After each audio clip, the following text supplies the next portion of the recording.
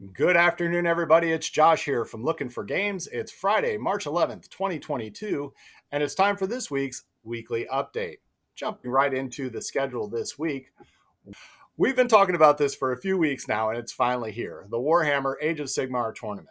It's going to be a 2,000 point, 3-round event here at Lookin for Games, and it's run by Kyle Booth and the Wargamers Guild. Now, there are just a couple of spots left, and we'll be taking registrations right up to the opening round if you want to do a walk-in registration. To celebrate this event, we'll also be having a sale on any of the big box collections for Warhammer Age of Sigmar. Now, this includes Dominion, any of the Battle Force boxes, and any of the starter sets for Warhammer Age of Sigmar. So come in, check out the tournament, and while you're here, feel free to cash in on the savings. Also on Sunday, we kick off our next slate of Lookin for Adventure. On Sunday, DM Steve promises there will be an adventure. And on Thursday, DM Evan will start a journey to White Plume Mountain. Of course, you can see all of these adventures and sign up to play at warhorn.net and lookinforgames.com. Game night this week, we welcome to the table the 1 to 6 player game Dodo's Riding Dinos. Dodo's Riding Dinos is from Detestable Games, and it features not only varying degrees of difficulty, but also several different dexterity mechanics all built into the game. Each mechanic is a little bit different, and it adds just a whole different layer of difficulty to this racing game from Detestable. Now, if for some reason you can't make it in for Dodo's and you want to check out some of our other games, we also have last week's game, The Quacks of Quedlinburg, as well as any of the games available in our demo library. I'm going to go back. I should point out on Thursday, we have Paint Night with Candace. Candace has graciously run this program for us now for a little bit over a year.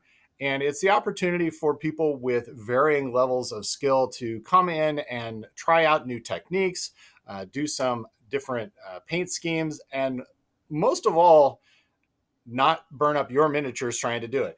We have scrap minis, we have extra paint, we have all of these things so that you can, do all of these test runs and everything without maybe having to, complete repaint one of your miniatures every time.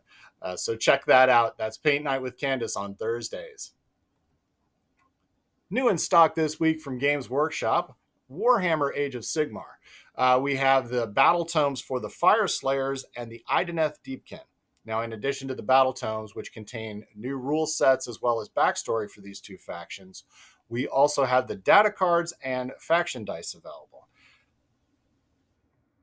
Also new from Games Workshop for their fantasy football game, Blood Bowl, the new team cards, pitch and dugout sets, as well as dice for the Wood Elf team. Now, this and all the other Games Workshop products will be available starting tomorrow, but you can pre-order them from our web store at lookinforgames.com.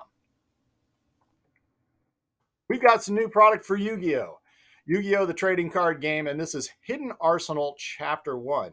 Much like the Legendary Duelists set, Hidden Arsenal is a box of booster packs, and it contains monsters from the Hidden Arsenal series 1 through 4, as well as collectible dice and a unique storyline. And these are all available in store today while supplies last. And finally, this is the final week to pre-order the made-to-order program for Cursed City, the Warhammer Quest board game. Copies of this game are all going to be available made to order, and the deadline to get the order in place is March 20th. So this is the final week to get those orders in if you'd like to get a copy of Cursed City. We'll link the pre-order information in the comments below so you can check it out and get your pre-orders in. In the queue this week, as I mentioned at the end of last week's update, we're going to be retooling our Kickstarter program. Now, if you haven't been with us from the beginning, this is a program that we started almost immediately when we opened the store. And as a fan of Kickstarters, I feel very strongly in making it available for smaller publishers and independent publishers to get their games to the shelves, as well as some of the larger publishers. And we've found some real gems along the way. Another aspect that the Kickstarter program offers is for folks that may have missed campaigns, missed late pledges, but still want to get in on some of these new titles. an opportunity to kind of jump in with the stuff that we're already going to be bringing into the store. So starting next Monday, you're going to see a slightly redesigned webpage on our website at lookinforgames.com. And it's going to allow you to not only see everything that we're backing as retailers, much like you can right now, but now you're also going to be able to put your order in. We've always had signups and those kind of things, but this is actually going to put your order in, take some pre-order monies ahead of time, and guarantee yourself a copy of these new incoming titles. So starting next Monday, check out lookinforgames.com and you'll see all of these new products. Primarily, once a campaign is funded, that's when we'll start listing them available for pre-order. There are some exceptions here and there, but for the most part, we're going to have everything available for you to pre-order and guarantee yourself a copy. So that's our update for this week. If you enjoy our content, please like and subscribe. Feel free to tell others about us because, as I always say, you shouldn't be the only one to suffer. Thank you for watching and have a great day.